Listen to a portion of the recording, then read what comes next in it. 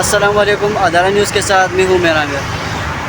Sweden کے بعد اب ڈنمارک میں بھی قرآن مجید کی توہین، آزادی اظہار رائے کی آڑ میں مذہبی نفرت پر مبنی کارروائیاں کیوں کی جاتی ہے، اس حوالے سے جانیں گے عوامی رائے۔ تو چلیے۔ تو یہ دل آزاری ہوتی ہے، اور اللہ تعالیٰ کسی بھی ہمارا جو دین ہے، دین اسلام، یہ کہتا ہے کہ کسی کے خدا کو بھی نہ، جھوٹے خدا کو بھی آپ جھوٹا نہ کہیں، ٹھیک ہے۔ جب کوئی آپ کے سچے خدا کو جھوٹا کہے گا تو پھر آپ کو تکلیف ہوگی، ٹھیک ہے۔ اسلام تو میں کہتا ہے کہ آپ ہر ریلیجنس کے بندے کی رسپیکٹ کریں، ٹھیک ہے۔ آسمانی 4 بکس آئی ہیں، تورات، زبور، انجیل، قرآن مجید۔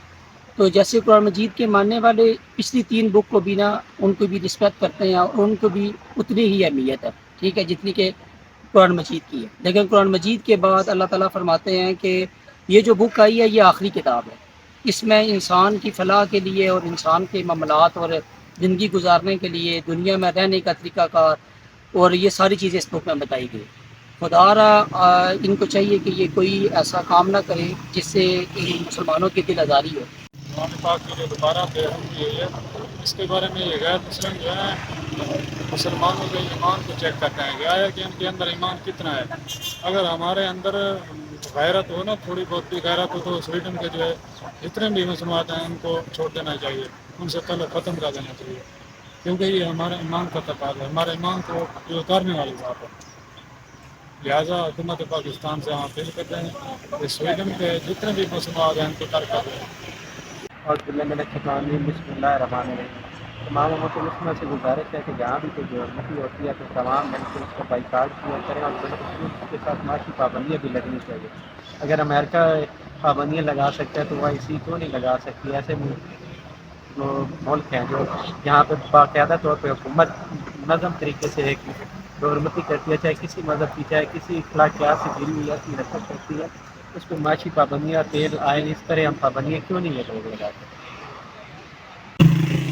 اس کے لیے عوام کو نکلنا چاہیے اور عالمی سطح پر گورنمنٹ کو بھی پیار کے لیے آواز اٹھانی چاہیے۔ ہمارا آدمی کا حق ہے، ٹھیک ہے، یہ ہمارے ساتھ جو قرآن کے حوالے سے ملتی ہوئی ہے، ہر انسان کا، مسلمان کا حق ہے، آواز اٹھانی چاہیے۔ ہم اس کا سخت احتجاج کرتے ہیں اس کے خلاف۔ قرآن پاک ہمارے دلوں کو ٹھیک بچانے کے مطابق ہے، کیونکہ ہمارا دین ایمان اس سے لنک کرتا ہے۔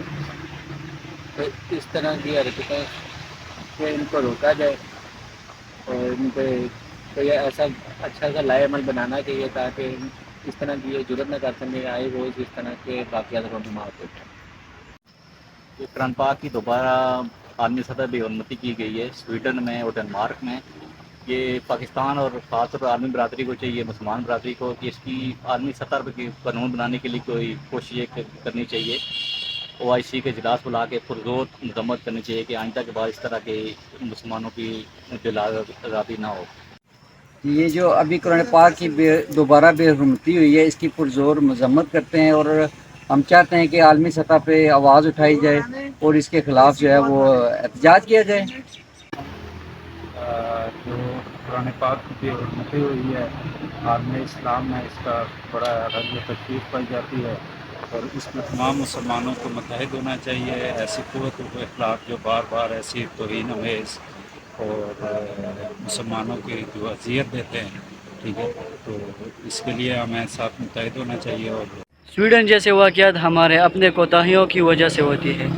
سویڈن جیسے کارروائیوں کو روکنے کے لیے ہمیں زیادہ سے زیادہ تلاوت کرنی چاہیے اور عالمی دنیا کو اکٹھا ہو کر اس کا بھرپور جواب دینا چاہیے۔ تو یہ تھی عوامی رائے، ہمیں دیجیے اجازت، اللہ حافظ۔